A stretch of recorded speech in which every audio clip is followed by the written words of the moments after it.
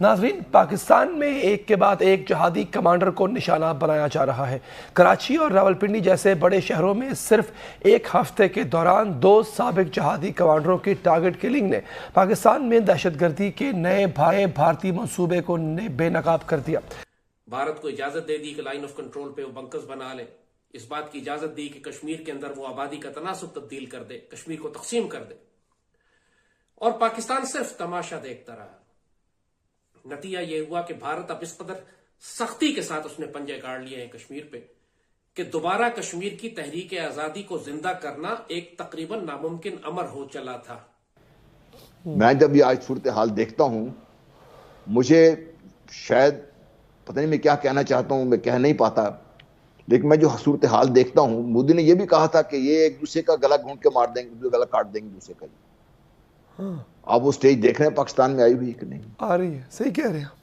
خاص طور پر ایسے میں جب نریندر مودی کھل کر کہتا ہے کہ میں بلوچستان کو آزاد الگ کروا دیں گے۔ سر اب پرابلم یہ ہے کہ وہ یہ بھی کہہ رہے ہیں، انڈین میڈیا کے میں نے آپ کو شارٹ سنوایا، وہ دھمکی بھی دے رہے ہیں کہ ہم صلاح الدین کو بھی ماریں گے، ایسے ہی گھس کے ماریں گے، تو وہ تو پہلے سے وارننگ دے رہے ہیں ہمیں۔ اجیت کمار ڈوول کہتا ہے کہ ہم تحریک طالبان کے ذریعے پاکستان میں بغاوتیں کروا رہے ہیں اور 1 لاکھ پاکستانی شہید کروا چکا ہے۔ جب انڈین ملٹری اور پولیٹیکل لیڈرشپ کہتی ہے کہ ہم پاکستانی آکیوپائڈ کشمیر جسے وہ کہتے ہیں ہم اس پر قبضہ کرنے جا رہے ہیں، اور ان کی ساری ملٹری ڈپلائمنٹ اور اب ٹریننگ ایکسرسائزز یہ ہیں کہ واقعی اگلے چند ہفتوں یا چند مہینوں میں کسی بھی وقت یہ پاکستان میں داخل ہو جائیں گے۔ 2 روز پہلے 26 فروری کو کراچی کے علاقے گلستان جوہر میں 55 سالہ خالد رضا، جبکہ 20 فروری کو راولپنڈی میں 60 سالہ بشیر احمد کو نامعلوم موٹر سائیکلوں نے موت کے گھاٹ اتار دیا۔ کم و بیش 1 سال پہلے مارچ 2022 کو کراچی کی اختر کالونی میں مصری زاہد ابراہیم بھی نامعلوم موٹر سائیکل سواروں کے ہاتھوں مارے گئے تھے۔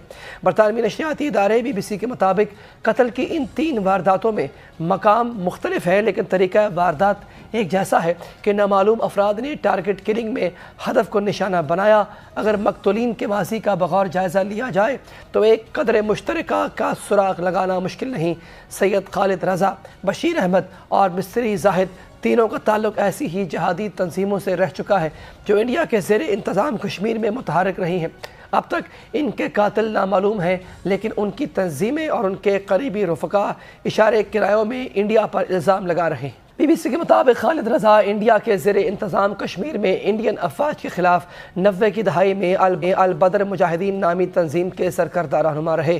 بشیر احمد پیر عرف امتیاز عالم حزب المجاہدین کی سپریم کونسل کے رکن ہونے کے علاوہ تنظیم کے بانی سربراہ کے بعد تنظیم کے بااثر کمانڈر سمجھے جاتے تھے، جبکہ مصری زاہد ابراہیم دسمبر 1999 میں قائداعظم جیش محمد کے سربراہ مولانا مسعود اظہر کی رہائی کے لیے انڈین مسافر جہاز کو اغوا کرنے والے ہائی جیکرز میں شامل تھے۔ یہی نہیں، تقریباً 2 ہفتے قبل کراچی کی اختر کالونی ہی میں زاہد ابراہیم مصری کے قریبی ساتھی اور انڈین طیارہ ہائی جیکنگ کیس کے ایک دوسرے کردار کو اس کے گھر میں نشانہ بنانے کی منصوبہ بندی پکڑی گئی۔ گزشتہ برس حزب المجاہدین کے سربراہ سید صلاح الدین کی گاڑی کو بم دھماکے سے اڑانے کا منصوبہ ناکام بنایا گیا، جبکہ جون 2021 میں لاہور کے علاقے جوہر ٹاؤن میں ایک کار بم دھماکے میں قائداعظم جماعت الدعوہ کے سربراہ حافظ سعید کے گھر کو نشانہ بنانے کی کوشش کی گئی، جس میں 4 افراد ہلاک ہو گئے تھے۔ تحقیقاتی اداروں کی رپورٹ کے مطابق اس حملے میں انڈیا ملوث تھا۔ یہ جن کو آتنکوادی کہہ رہا ہے انڈین میڈیا، یہ کشمیریوں کے حق کے لیے لڑے، کشمیر کی آزادی کے لیے لڑے ہیں۔ پاکستان میں ان کو شہید کہا جاتا ہے، پاکستان میں ان کو مجاہدین کہا جاتا ہے۔ اس کے 2 پہلو ہیں۔ ایک تو اگر آپ کو یاد ہو، میونخ اولمپکس میں اسرائیلی مارے گئے تھے جی، اور اسرائیلیز نے چن کے ان لوگوں کو ڈھونڈ کر نکال کر دنیا کے مختلف کونوں میں جا کے ان جو بھی لوگ اس میں انوالو تھے ان کو انہوں نے ہلاک کر دیا تھا انہیں۔ جی، آپ کو یہ پیٹرن دیکھ رہے ہیں جو پاکستان میں ہو رہا ہے۔ کچھ عرصہ پہلے اگر آپ کو یاد ہو، حافظ سعید صاحب پہ باقاعدہ ایک حملہ ہوا تھا جی، اور اس کا بھارت میں باقاعدہ انہوں نے پورا ڈرامہ جو کر رہے تھے وہ سب کچھ انہوں نے بات واضح کر دیا تھا۔ اس میں بھارت کا یہ ایک پہلو ہے جو شاید دنیا کو معلوم ہے۔ جب میں دنیا کی بات کرتا ہوں تو میں خاص طور پہ امریکہ کی بات کرتا ہوں، برطانیہ کی بات کرتا ہوں، ان کو معلوم ہے ان کے ساتھ مل کے یہ کام ہو رہا ہے۔ اسرائیل شاید ان کو سپورٹ کر رہا ہے، شاید ان کو سپورٹ افغانستان بیس وہاں سے آ رہی ہے، یہاں سے لوکل انوالوڈ ہمارے بندے ہوں گے لیکن کرنے والے وہ ہیں۔ ایک تو یہ پہلو ہے، مجھے اس میں کوئی شک نہیں ہے۔ دوسرا جو بہت افسوسناک، اس سے زیادہ تکلیف دہ پہلو میرے لیے یہ ہے کہ میں پاکستان کہ ہم کیا کر رہے ہیں اس سلسلے میں. کیونکہ اگر جو کچھ سامنے آیا ہوا ہے اور اس میں کوئی شک کی گنجائش نہیں ہے کہ بھارت یہ کر رہا ہے, تو میں کہاں پر کھڑا ہوں؟ میرے ملک کی جو لوگ ہیں جن کا یہ کام ہے اس چیزوں کو لک آفٹر کرنا, یہ داخلہ کا میں انٹرویو سن رہا تھا, ان کا صرف کہہ دینا کافی ہے اس چیز کا, یہ ان کی ذمہ داری نہیں ہے ان کی. یہ کیا ان کی ذمہ داری نہیں ہے کہ میرے پاکستان میں جو لوگ جنہوں نے پاکستان کے لیے, کشمیریوں کے لیے, بلکہ کشمیری پاکستانیوں کے جو کام کیا ان کی حفاظت کرنا بھی تو ہماری ذمہ داری ہے.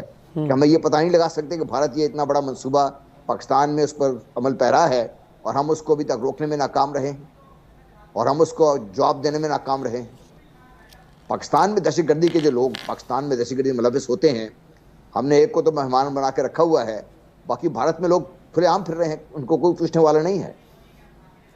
ہم اپنے ہاتھ باندھ کے بیٹھ گئے ہوئے ہیں. دوسرا پہلو یہ ہے, میرے لیے یہ زیادہ تکلیف دہ پہلو میرے لیے یہ ہے جی, میں نے آپ سے یہ عرض کی نا کہ بھئی بھارت نے جو کرنا ہے وہ تو کر رہا ہے وہ, اور وہ پیٹرن فالو کر رہا ہے جو اسرائیل نے میونخ حلبے کے سلسلے میں جب میں نے آپ سے بات کی اس سلسلے میں فالو کیا تھا جی. اور وہ دیکھیے ایک سے بعد ایک جو مجاہدین تھے ان کے پیچھے آئے ہوئے ہیں, وہ ڈکلیئر بھی کر رہے ہیں. اور ان کی ڈکلیریشن کا مطلب کیا آپ سمجھتے ہیں؟ اس کا مطلب یہ کہ پاکستان نے اپنے جو ہاتھ پاؤں باندھ کے رکھے ہوئے ہیں ان کی رسیاں اور ٹائٹ ہو گئی ہیں. ہم اپنے آپ کو اس قدر مجبور محسوس کر رہے ہیں اس وقت بیٹھ کے کہ ہمارے ہاں میرا وزیر داخلہ مجھے یہ کہہ رہا ہے کہ ہے تو بھارتی ہے لیکن آگے کیا کر رہے ہیں ہم اس کے سلسلے میں. ہم نے بھارت کو کس کا جواب دیا؟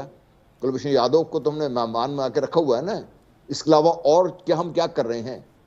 جو میرے ملک میں گھس کے میرے لوگوں کو شہید کر رہے ہیں, میرے بندوں کو مارنے کے علاوہ ہم کیا کر رہے ہیں؟ صحیح کہہ رہے ہیں. اور یہ آپ کا میرا نمبر بھی کبھی بھی آ سکتا ہے سر, بائی دا وے. اچھا سر, عرض یہ ہے کہ یہ آپ کو کیا لگتا ہے کہ ان پہ کوئی انٹرنیشنل پریشر ہے ان پہ؟ چونکہ ابھی ایک خبر آئی تھی, یہ خبر اب پتہ نہیں اس کی میں سچائی کتنی ہے, کہ ابھی حال ہی میں 27 فروری گزری ہے سر, جب ایک بندہ ہماری چائے پی کے گیا تھا, وہ کیا نام تھا اس کا, ابھینندن کو بھی ہم نے ایک دوست مسلمان ملک جس سے اکثر ہم قرضہ لیتے ہیں اس کے دباؤ پہ آ کے ریلیز کیا تھا. ہمارے ہاتھ پاؤں کس نے باندھے ہوئے ہیں جنرل صاحب؟